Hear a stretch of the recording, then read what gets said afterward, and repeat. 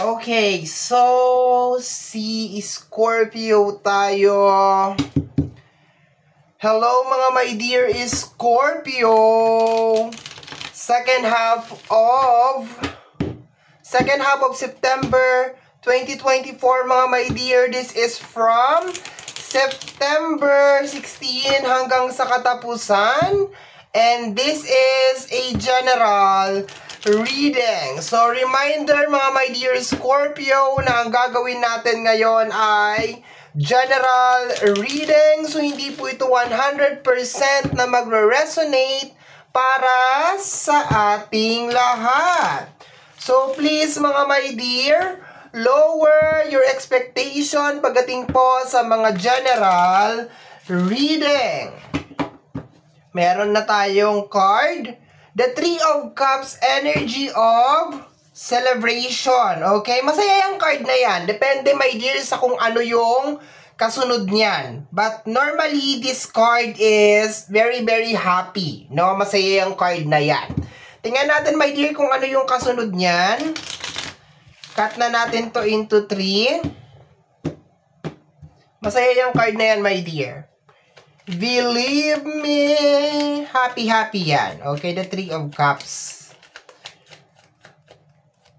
Parang meron silang sineselebrate dyan, my dear. Oh. Parang meron silang pinagbubunyi. Okay, tama ba yung Tagalog ko? Pinagbubunyi. Okay, sineselebrate na lang. Baka mali yung pinagbubunyi. Okay, my dear, we have here the energy of the Justice. Okay, my dear. So, I think, my dear, ang second half of September, based lang dito sa dalawang card na to, eto na sinasakop na tayo ng mga Hatoria. May mga langgam, okay? So, based dito sa energy ng card na to, my dear Scorpio, na parang gumaganda, my dear, ang daloy ng second half of September para sa'yo. Okay? Kasi may Justice card. So, dito pa lang, parang nakukuha ko na energy, my dear, parang meron kang mga reward, parang meron kang mga achievement, parang meron kang mga accomplishment, okay? So, dyan pa lang sa dalawang card na yan, very, very nice na. Okay? Next is the Hierophant. Okay. So, Hierophant energy. Okay. So, ang nakukuha ko dito, my dear, parang pumasok na talaga sa legal matter, no? Pumasok na siya sa legal matter. Sa paglabas kasi ng Hierophant, posible naman, my dear, spiritual awakening.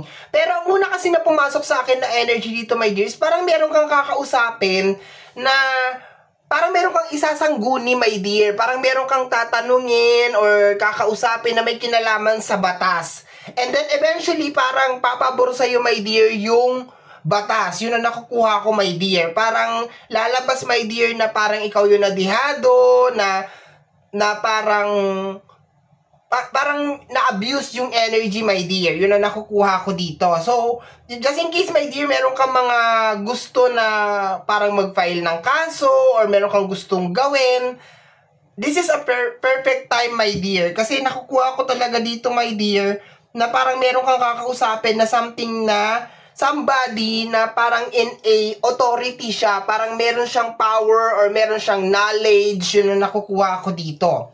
Hindi naman literal, my dear, na parang magkakaso ka. Posibleng mag-ano ka lang ng advice kung ano ba yung magandang gawin. And parang mabibigyan ka ng confirmation, my dear Scorpio, na okay, ito maganda pala siyang gawin kasi malakas pala yung laban ko. No, yun ang nakukuha ko dito. Next na energy, my dear, is the energy of the Queen of Wands. Okay. So, posible nga, my dear, na may kinalaman sa mga legal ang nakukuha ko dito, my dear. No? So,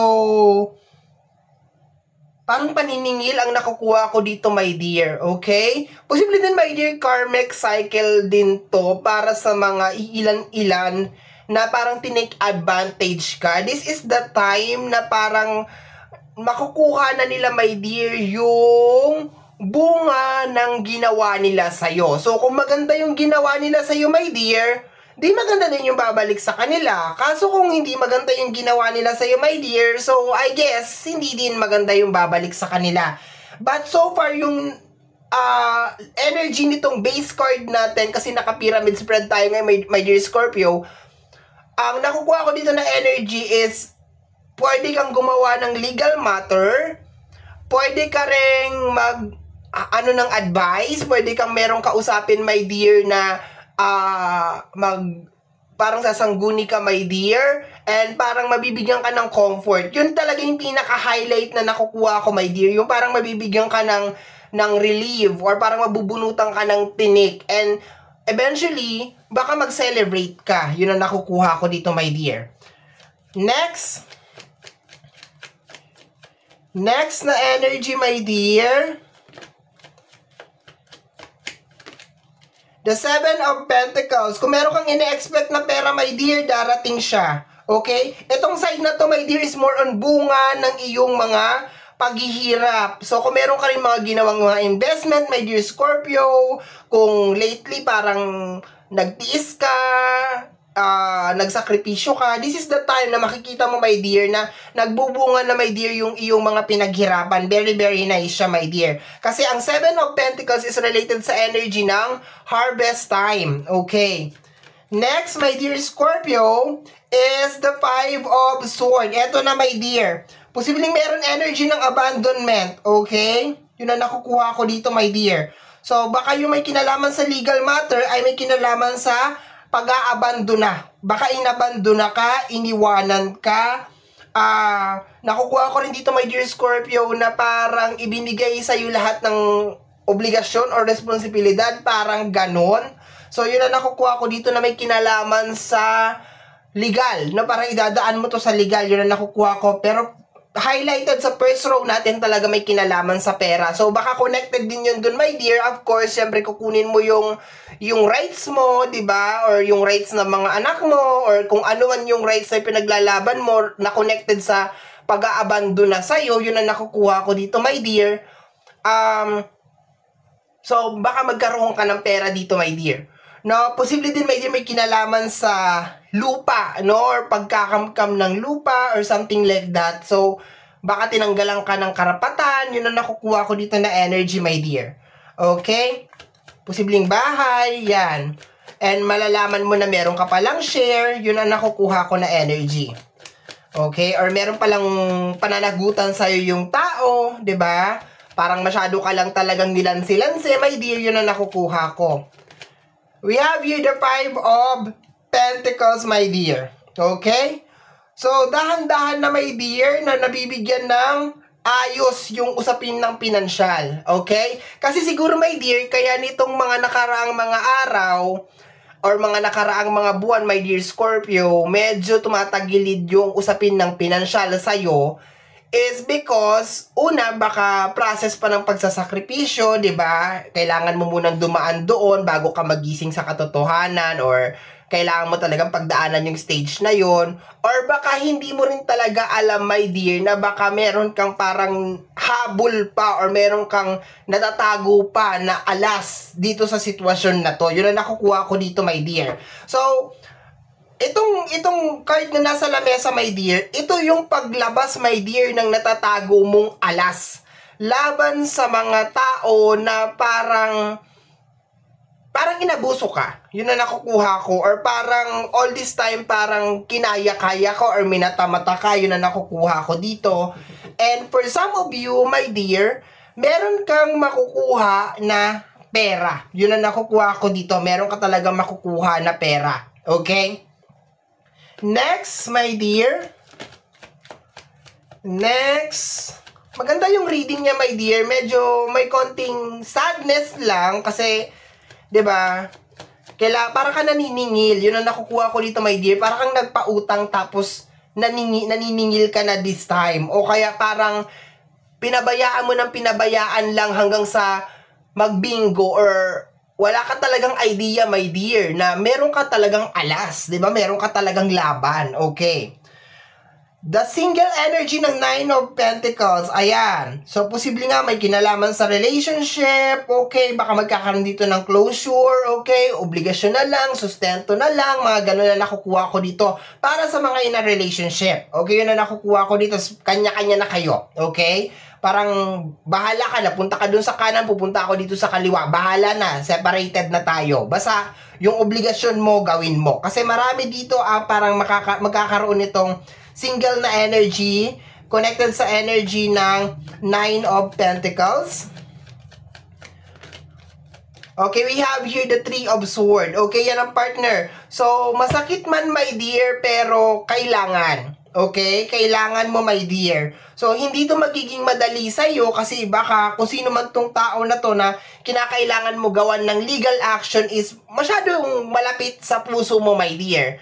Kaso, nakukuha ko, my dear, na parang hindi kasi maganda yung ginagawa niya. No, yun ang nakukuha ko, my dear, na energy. Parang masyado kanyang ginugulangan or masyado kanyang nilalamangan. Yun ang nakukuha ko. Next energy, my dear. Last card tayo. But so far, my dear, yung usapin ng pinansyal, dahan-dahan na siyang maaayos sa pagsampa, my dear, ng second half of September. Okay? So, maglalabasan ang mga alas mo, my dear. At magkakaroon ka ng parang umaayon, my dear, sa'yo ang second half of September. Last card natin over here is the Ten of Wands. Ayan, my dear. Mag-isa mo, my dear, tinataguyod yung mga manifestation mo. So, expected mo, my dear, to the point, siguro, my dear, na sabihin na lang natin ganito, my dear, ha? Parang aalma ka na sa mga tao na mapang-abuso or mga tao na parang pinapakinabangan ka lang, yun ang nakukuha ko dito, or parang ibinibigay lang sa'yo lahat ng obligasyon, or parang niloko ka, or kahit anong sitwasyon, my dear, na may kinalaman sa panglalamang, expected mo, my dear, na parang you are on your own. Bahala ka na, my dear Scorpio, parang ganon.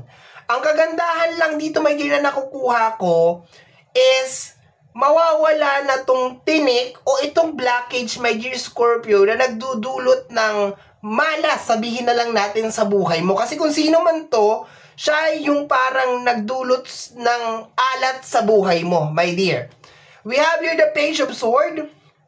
Okay, nakukuha ko dito. Maging professional, my dear, sa pagsasalita. Okay, the Page of Cups. Aralin mo, my dear, yung mga sasabihin mo, pati yung paglalabas mo ng emosyon. Okay. Ayan, marami sa inyo, my dear, ang mahihirapan mag-decide, lalo na sa first 9 days ng second half of September.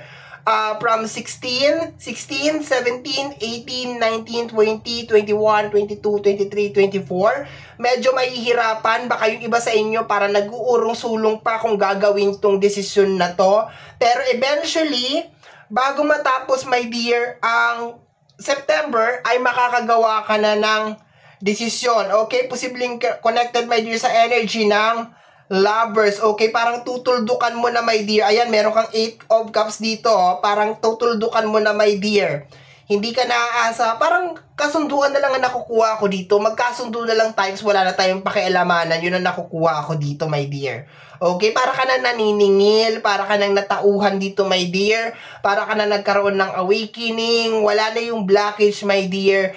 Hindi ito magiging madali para sa'yo, my dear. Pero, ang nakukuha ko lang dito is mas gugustuhin mo na lang, my dear, na mag-isa ka kaysa naman yung meron kang kasama na parang wala ka namang kasama. Yung may kasama ka nga, pero wala ka namang kasama. Do you get my point? Walang pagkakaiba yun. Yung mag-isa ka, sa meron kang kasama, pero hindi mo maramdaman yung kasama mo. Parang ganun din. So, sasabihin mo na lang dito, my dear Scorpio, parang ganun din eh. So, alisin ko na lang siya, tanggalin ko na lang siya. Parang ganun na nakukuha ko dito.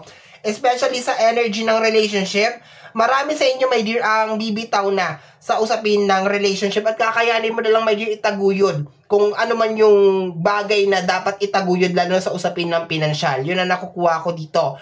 Sa mga tao na parang nanlamang sa'yo or inabuso ka, my dear Scorpio, expected mo na they will receive their karmic cycle sa second half of September. Okay? So, my dear Scorpio, yan ang reading mo para sa yung second half of September. Somehow, my dear, kung nagustuhan mo to, especially kung napadaan ka lang, don't forget to subscribe. Pakiclick lamang po ang notification bell para ma-update ka sa aking mga upload. And free to like, free to share, free to comment sa lahat ng ating mga videos. Once again, my name is RJ, also known as Apo J. Maraming salamat po. And until next time, bye-bye! Thank you, my dear!